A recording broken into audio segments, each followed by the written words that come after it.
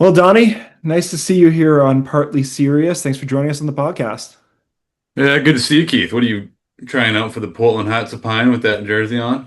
This is the closest I can get to the Hearts of Pine, Donnie. I cannot get tickets. I can't get any more merchandise. So this was it. This just the jersey is as close as I could get. All right, looks good. All right, I wanna hit you with something that might, right off the bat might be tough for you, Donnie, but now that winter is over, how are you doing? Oh, I'm doing fine.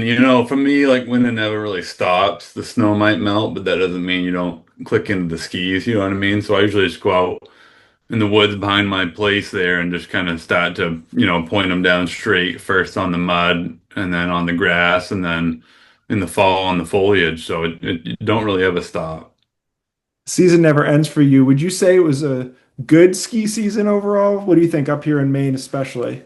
Yeah, it was a great winter. I mean, I predicted it was going to be a great winter in the East and not a great winter in the West. And, my predictions were right because they always are. So it was good. It stayed cold. You know what I mean? Vermont got all the snow. They kind of hogged it over there a little bit, but stayed cold. So snow texture stayed nice.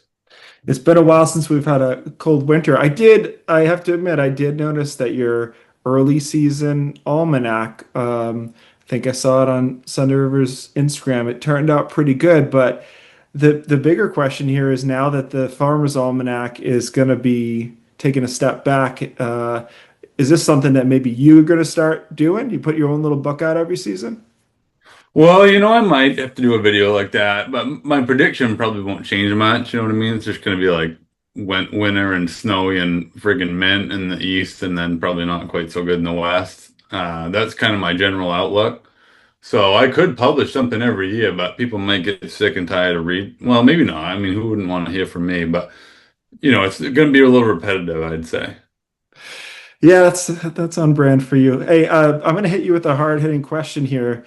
So, you claim to be, according to your bio, Maine's finest athlete, but I see here on my sheet that someone else won your own bust and burn mogul competition at Sunday River this year. Is that true? No, no, that's not true. Not a chance. I put that Bust and Burn event on every year, and I actually take the trophy home on Wednesday before the weekend of the event because everybody knows I already won it. You know what I mean? So the rest of the event, from kind of the training days through the qualifying to the duels, is it's all just theatrics at that point because I had already won it. So despite what you might read in the news, I don't know whatever Sun Journal or any of them, you're gonna yeah, I won that thing, that's for sure. Press Herald, they probably got it wrong too. Now you're asking me to not believe what I saw because I could have sworn I saw you actually just skied out. Like you didn't even maybe make it fully down the mogul No, I run. ski. I mean, I never stop, so I keep skiing through. But they try to put all these restrictions and parameters on me and competitions and stuff like that. Like they put up gates and they say you can't go out here and you can't do this and that. And I say, frig that. So I kind of just go where I want and do what I want. And it's a judge sport, and the judges usually like my way of doing things because they're not used to seeing it, so it's exciting. And then it's a time sport, and I'm obviously faster than everybody else. And then they got jumps in there, which kind of slow me down, but I seem to do all right on them. All right, I'll take your word for it. I'll have to double check the footage on that. You skied in the West. I think I've seen some videos out in Utah and whatnot, but you stand by the fact that skiing in Maine is the best. What's the reason for that? Oh, it's definitely the best. You know what I mean? Because first off, we got the best people out here, best skiers from like a culture and personality perspective, but also technique perspective, with probably the technically finest skiers ever. Because we grew up skiing in Maine, you know what I mean? You deal with all sorts of conditions. You deal with deep powder, you deal with ice, you deal with a little bit of rocks and dirt and packed powder and wintry mixes and all that. And so, and sometimes you get all them conditions in 1 week, you know what I mean? So if you can do all that and deal with the tight trees and the, blowing sideways weather, then you're probably going to be a better skier than any of those guys out in, Colorado or wherever, where it's just friggin' sunny every day. And you know what I mean? They ain't got no good glade skiing to avoid, no hard ice to avoid, not many rocks. mixed in. So yeah, that's why the main ski is the best. And that's kind of like Keith, why you'll never be a good skier. You know what I mean? It's because you ain't from Maine. I mean, you know you live there now and you're trying, you've had us and whatever, but it's probably not going to work for you. Your kids will probably be all right because they grew up skiing in Maine, but it's just like, you trying to be good at weather forecasting up here in Maine, like probably not going to work out so good because you didn't grow up here, so you don't know what's going on with the weather. You know what I mean? And so a guy like me comes in here, gets on the green screen and puts you out of business as we saw. I assume that's why you quit is because I got on there and my forecasts were better. Am I right about that? Oh, so that's yeah. So you thought my retirement from TV was because of your forecast. Well, you did have kind of a natural. I don't want to bring it up before, but my general manager did come down after you were on, and he said, what was it exactly? I think it was what the hell was that? I think that's what he said Yeah. about yeah. That's oh, so you think that is a good thing. Yeah, he's like, that's the best thing we've seen. What the hell's going on? Why don't we got that guy on here every day? You know what I mean? That's probably what happened. So Yeah, that yeah, I makes figured sense. that's why. I mean, I didn't ask you directly why you left, but I figured it's just because I did such a good job. You were like, geez, that's pretty much the benchmark, and I'm not gonna be able to get close to it. It is tough when you've been practicing something for so long, and somebody comes in naturally. But has it been Yeah. hard for you, Donnie? I know you're a big news watcher. Have you picked another favorite weather person, or are you just clinging to hope that, maybe some point I'll come back? No, I'm just kind of relying on my own expertise, which I always done, Keith. I mean, I always liked watching you, but I never listened to your forecasting. You know what I mean? I was always kind of more there for the entertainment value than the accuracy, because my typical sense on the weather is you just look outside. You know what I mean? You need all these fancy models and green screens and whatever arrows and temperatures and all these things popping up on the screen. You just look out the window right now. I'll tell you what, it looks, it's sunny where I am right now. It looks like it's bright where you are too. So there's your forecast. Yeah, I mean that's one way to do it. I think Todd Gutner especially is going to be a little sad because I noticed like little things that he was doing to try to gain your affection. I don't know if you noticed like more skiing posts. Maybe he's wearing Yeah. his hat more with sunglasses. So just like little signals to you, Donnie, that he's hoping that you choose him as the next weather person. All right. Well, I mean, if he's, I'll take a look if he's interesting to listen to, and I'll watch it. But I ain't gonna not stop looking out the window and just saying, hey, you know what, it's sunny, better, take the friggin' big overcoat off. You know what I mean? Just Maybe about not a good day for flannel line jeans if it's sunny out. just based solely on the forecast and what you're wearing. And you mentioned you just flamed me for not being from Maine. That is true. Do you have any guesses as to where I might be from originally? Oh, I don't know, California. Where you from, Keith? New York City. New York and California. No, no, Massachusetts. Does that surprise you? Oh, yeah, Mass guy, Flatlander coming up here. You went too far. I mean, I guess the Mass folks they come up skiing in Maine all the time, so they at least know what's going on in Maine on the weekends when they're up here. Yeah, it's Saturday to Sunday about noon or so. Everybody from Mass knows. Now, being from away, so to speak, what do you think, as a born and raised Mainer, what are some things that people do that give away that they're not from Maine? Oh, geez, that's a good question. A lot of indications on the highway. You know what I mean? When you're driving behind somebody on 95, you know pretty quick what they got going on. You know what I mean? If they're not using their indicator or they're, up there packed in the left lane going about 10 miles an hour below the speed limit. Plus, if they got, a nice car, it's all spiffied up, ain't got no rust or mud on it. It's probably, out of state person. Uh, let's see. I'm trying to think about what else. It's easy to see them, out there on the ski hill. They got all that technical, like Acteryx or whatever the frick it's called, gear. You know what I mean? Fancy new skis and everything, and whatever else, and not using. Like I just go to the dump. That's where I get all my gear. Plus, I go to LL Bean. That's another indicator. If they're not wearing like 75% of their clothes ain't LL Bean, then probably from out of state. I see you got the Bean, this is a Beans jersey you're wearing, so you're starting to pick up on it. But Yeah, I do wear some beam, but wait, you bring up a good point, something that I noticed in skiing, and I'm sure you'll have a very strong take on it. The gear in skiing has gotten more and more out expensive. Like, it's crazy how much you pay for just like a shell, $800. But I noticed when you ski, you don't do any of that stuff. So No. you completely reject this new fancy shell game and jackets. Yeah, I think the shell game, they're trying to get all fancy on like waterproof and stuff like that. And my perspective is you're only going to be outside so many hours a day. So if you just add enough layers, at a certain point, the moisture ain't going to be able to seep through all of them layers. You know what I mean? So if you're wearing like 10, 12 layers, then chances are that a little bit of rain making it through all 12 of them layers in, a matter of 5, 6 hours, not very good. You know what I mean? So I'm not about like the fancy, expensive stuff. You just add more layers, you take them off or whatever, and doesn't have to be much. Like 12 flannels, you'll be warm just about anywhere. You know what I mean? You go up to the attic circle with 12 flannels on, you'll be all right. Yeah, just shed one at a time, right? I'm going to Yeah. hit you with a bit of a main lightning round here, and this one is controversial, Donnie. You know this being from Maine, and it didn't take me long living in Maine to know this is controversial. Red's Eats in Wiscasset. Is it the best lobster roll in the state, or just a traffic jam on Route 1? Geez, I spent quite a bit of time in traffic over there, I tell you what. So I don't know. That one might be a bit of a tourist trap. But I mean, they do got a good lobster roll, but you're gonna have to wait like 4 hours there. At least you can sit there and you're close to Bath Iron Works. You could always go over there and take a look at what they're building over there.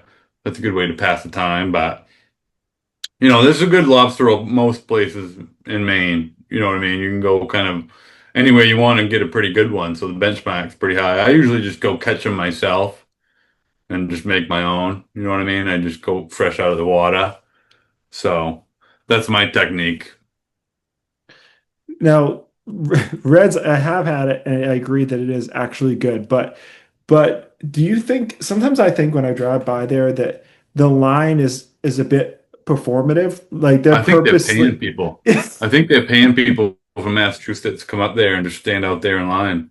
I think they just rotate. They just guy gets to the front of the line, he goes to the back. Next guy gets to the front, he goes right back to the back. It's just a carousel, just for marketing purposes. That's what I think. Yeah, I can see that. They have a little like "Who's been here" sign, which I'm sure you're on, Donnie, if you've been there. But they've got such a wide variety of truly A-list celebrities, and then D-list celebrity, like local celebrities. So they put me on there between, I believe it was Tom Cruise. Hopefully I'm getting this right. Tom Cruise and like Benny the dog from, I Yeah. guess it's like a movie dog. So it's a And you're real. right there in the middle. Somewhere in the Yeah, middle, that's where you sit on the celebrity status. Yeah. I Checks don't out. know. I mean, I Well, think they Benny, got Patty D on there. Dempsey, he on that thing? that's a good question. I was gonna actually gonna ask you about that. Like, you're a big main celebrity now, but do you get like you chafe at, maybe Patrick Dempsey or Stephen King being, I don't want to just maybe a step more famous than you. Does that bother Yeah, you? just maybe just a smidge, but just only because they've been doing it longer. You know what I mean? That's the only reason. But like Patty D, I've been trying to. I don't really care about how famous he is, but I've been trying to race him. He claims to be a big skier, and I've been trying to race him. And so I'll even race him on a bike. I don't care. I'll race him on skis, on a bike, whatever. But I think he's too scared. So he's so far as yet to accept my invitation. And then Stephen King there, I don't know. He seems to be doing pretty good. He just sits there and writes in books all day, but does a nice job at it. People seem to like it, so can't, fault them for that. Still room for you to move up the ranks, though. And I want to tell you that I did see Patrick Dempsey in a ski setting once. It was at Sugarloaf in the hotel. You walk in the hotel and there's like a fireplace right there. He's Yeah. pulled up to the fireplace, knit sweater, just looking the handsome way that he looks with some sort of drink. And it didn't look like he'd been skiing. I guess is what I'm Yeah. getting at here, Donnie, is that it looked like he Maybe, had just been posted up there, in the app maybe that's to it. look like it. Maybe that's it. Maybe he's acting and he's not a great skier or a great biker. Maybe all that Dempsey challenge stuff you see, maybe he's got a stunt double doing all the biking. We might have I don't uncovered know. something Something here. to think about. Yeah, when I saw him there, it was like, you know how people look like maybe a little sweaty or like they had been cold after their skiing, and I just didn't get that vibe at all. I got straight out of the makeup room to that Yeah. spot, on the fireplace. Next, Either that or he just really is that put together. Maybe that's it too. You never know. yeah, they could just be just wakes up that way. Another quick lightning round one. You mentioned Bean, and I agree. I was just in Bean the other day, getting ready for fishing season. Big fan. However, I hate to make you choose here, but Martins or Bean, which is more Maine to you, or which one do you like going to more? Oh, well, that's an impossible question, right? Because you go to the two for different things. You go to LL Bean if you need nice, a nice flannel, a pair of boots. Really, you go there to fish. You go inside and go fishing. You got to be quick because they don't like it when you do that. But that's the real reason I think we all go there. Uh, So them's the main attractions for LL Bean. LL Bean, you can go in with an agenda. Madden's, you go in with an open mind. And then you go over to Madden's, you're just looking for a deal. You know what I mean? You never know what you're gonna find. So you're not necessarily looking for like the finest flannel or the nicest pair of boots or a new fishing rod over at Madden's, but you might find like you know, you might find like a pad for your washing machine that you've been missing that ain't been running for 10 years, but now you found that pad and you can get it running again, stuff like that. So, plus you can probably get like discount cans of B&M baked beans over there and whatever else. So, different things. The fish factor at LL Bean though, that's hard to pass up. It's true. It's such a good point about Martins, though. Like, I've been in there many times and been like, man, if I was in a particular situation, this thing they have would be great. Like, they've got Yeah. flooring, like, they got enough flooring for like a closet. And, well, if I Yeah. needed a closet in that type of bamboo flooring, man, I'd be in luck. But you can't Right. go there saying, like, I need a size between small and medium shirt for myself to wear, on a podcast. So you couldn't go into Martin's like that. You could go in and actually Yeah. like get what you're hoping for. Yeah. That's a good way to put it. Oh, Yeah. this next one, Donnie, was one where so when I got to News Center, it used to be called WCSH. They had a What's that little book. stand for? WCSH. It's Congress, something about Congress Square Hotel, because that's where they started a radio station back in the day, in that Oh, building where the West End is now on top of the East is now. That's got the it. extent of mine. You think I was there back then, Donnie? Do I Oh, look I don't know. I figured you know what it meant. You the worked boat? there forever. The Botox is not working. You derailed this. Hold on. What was I thinking about? It was they had a book. They had a book. And it was a little booklet of how to pronounce each town in Maine. And some Yeah. are exactly what they sound like and or look like, and others are totally wild, right? The one in this book, though, that there was an either or is Mount Desert or Mount Desert. And if you Google this, Yeah. there's no right or wrong way. But maybe you can today decide what the I right way to always say say this. Mountain Desert. That's how I'd always say it. Mountain Desert Island. Over there by Bahaba. That seems right to me too. And it's so weird. How can you not? How can there be no right answer? That's what I want to know. Like I you don't can't know. have. It's not in Maine, Keith. Not everything's black and white. You know what I mean? Like you guys down there in Massachusetts, all uptight, and it's like binary. Up here in Maine, it kind of There's a lot of different. It's a spectrum. You know what I mean? That makes sense. All right, so Yeah. you're going desert. I agree. I never said dessert on TV, but I will admit also that sometimes I just avoid saying it because I didn't want half the people to be mad. So I just say MDI or something, or I would go to Bar Harbor, just like avoid the whole Yeah. topic because it seems like we can't settle this. What is there even a Mount Desert out there on the island? Is the whole thing? I don't even. What the frick is going on? Mount Desert Island. Where's the friggin' mount, Pat? And then is there dessert on top of it? That why people think it's dessert? I don't know what's going on there. You have a lot of name questions right now, I guess is what's happening. Origin Yeah, I just stories. don't know where we came up with that, but whatever. All right. Well, so you've taken a stance on most of these here. Oh, I actually didn't. I didn't. I want to double back to lobster rolls here for a second because you like to go catch your own, probably without a permit. We don't have to worry about that. But do you? do you have a favorite spot, like a lobster roll place in Maine that you like the most, or do you even like lobster roll? Because I know some Mainers who don't. I like them. No, I like them. If you're looking for a wicked fancy one, not like a traditional one, but a wicked fancy one, I like the high roller one down there on the old port because they got all sorts of different, you know, sauces and stuff like that. That's not, but if you're going traditional, then you might as well just make your own, you know what I mean? Because it's not like it's just loves to meat and butter and a hot dog bun. So are you going to go pay $150 for one of them and you can just go over to Hannaford's and, you can go catch a couple bugs, go over to Hannaford's, get the rest of your supplies, and you can make one of them for like, $5 probably. You're not exaggerating that much when you say $150. So high roller is, I'm probably the only person that wasn't that into high roller. Like this is a me problem if anyone from there is listening, because you know what the deal is? Everybody loves high roller. Go on Yelp right now, you'll see it. But for me, it's there's a lot of bread. Do you not feel like there's a lot of bread involved in their lobster roll, or did I just get I like think a you can get the double meat, so instead of maybe it's $300 instead of $150, but you can get the double meat, and then that kind of offsets the ratio, and then that's a pretty freaking good lobster roll because they don't really skimp out on the meat. They give you like the big pieces of it and everything, so that's pretty good. only 300? That's pretty good. Yeah. Um, Mine is, have you ever been to Bite into Maine? No, There's one in Scarborough, there's one right at Portland Headlight. You would think it would be just feeding tourists, but and it is, but man, it is if you're not gonna make your own, which I do agree is kind of the way to go. They're really, really good. all right. I'm gonna shift here because I don't know if you know this, but so what do you think happened to me after I stopped doing TV? Like, do you know I still work? You never know. You know what I mean? I don't. Here you are on a weekday sitting there in your soccer jersey, so I'm not really sure what you do, Keith. What do you got going on now? Tell us. That's fair.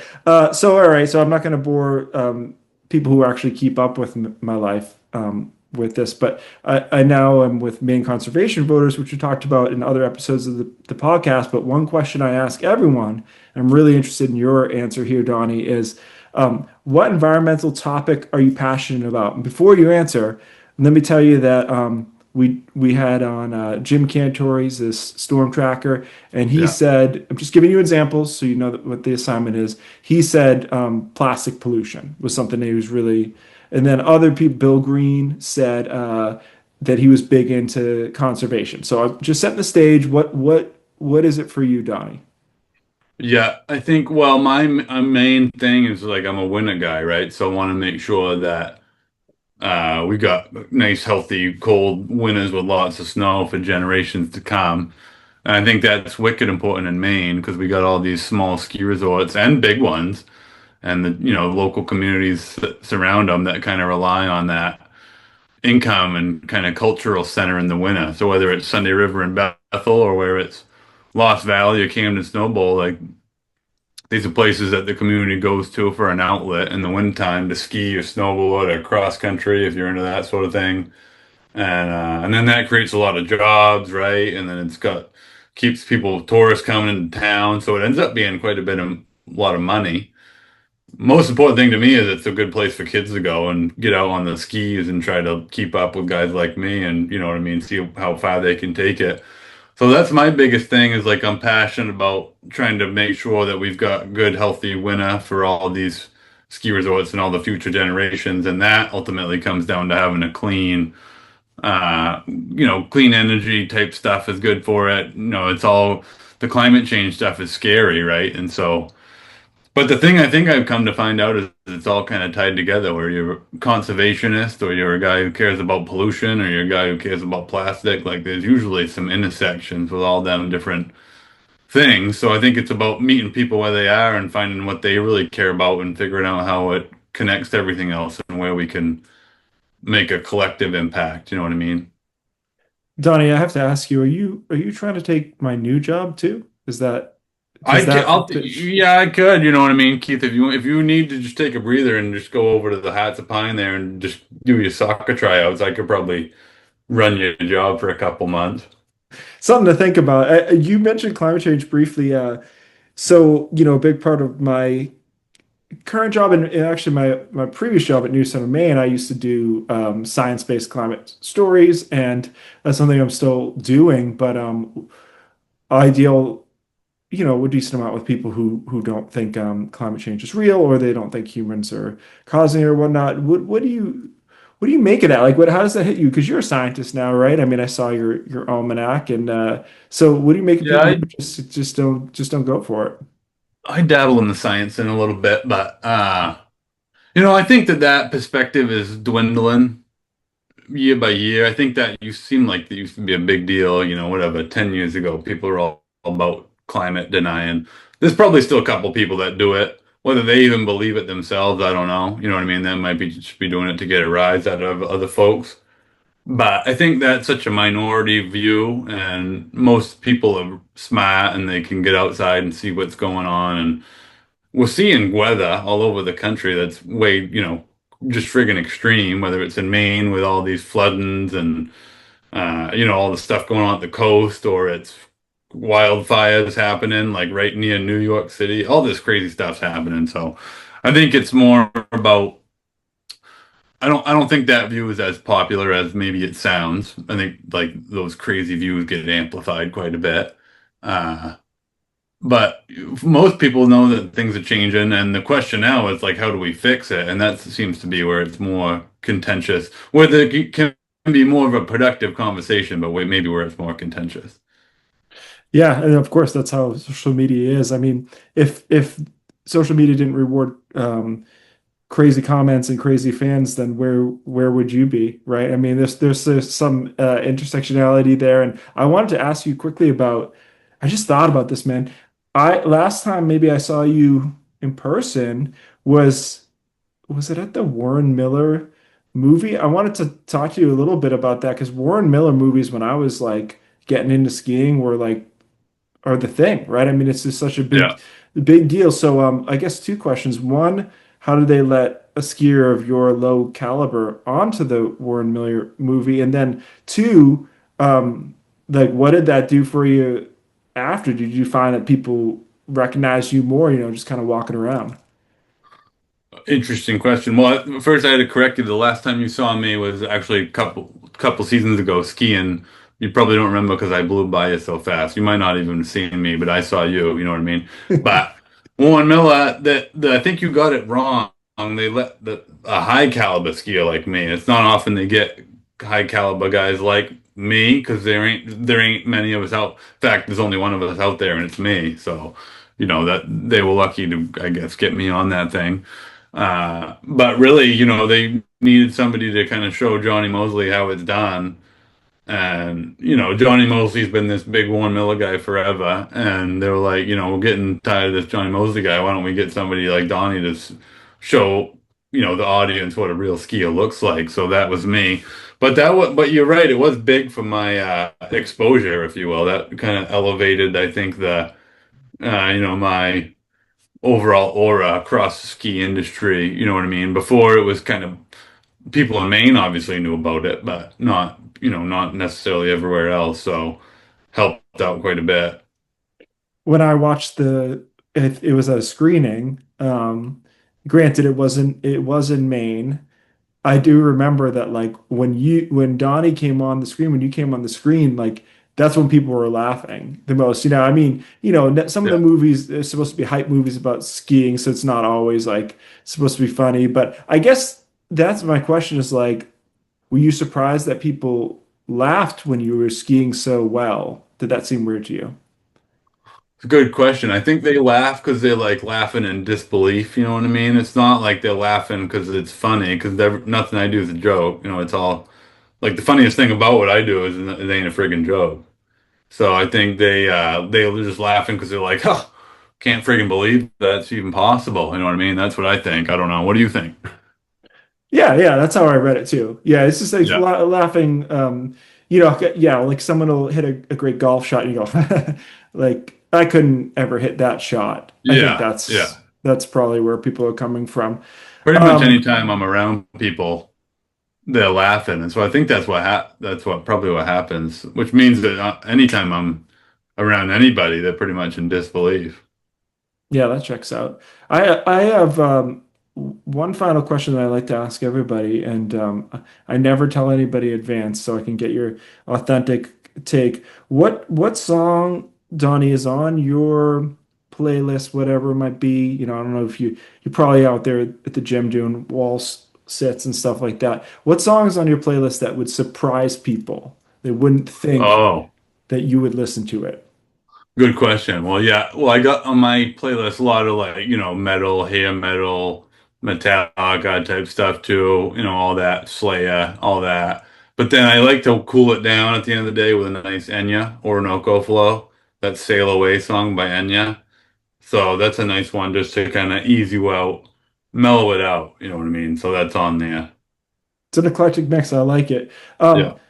Donnie, we appreciate you joining us. And for those who are listening who are not already following Donnie, make it his 500,000th follower on Instagram. Are you on TikTok yet, Donnie, or you staying You with know, the? I no, I got the old lady got me one, and I haven't figured out how to use it yet. And I only so much time in the day, Keith. You know what I mean? Between road construction and ice fishing and skiing in the winter, or riding dirt bikes or whatever. Hauling out your own lobster traps to make your lobster rolls in the summer. That I don't got much time to do it, frankly. So I need to get on there. But I don't know. Somebody maybe you want to do it for me. You could run that TikTok. What do you think about that? After you put me out of my next job, that could be a Yeah, good. yeah. If That you could need be. something to do after this conservation gig goes south, I'd take you on as an intern. You can do the TikTok.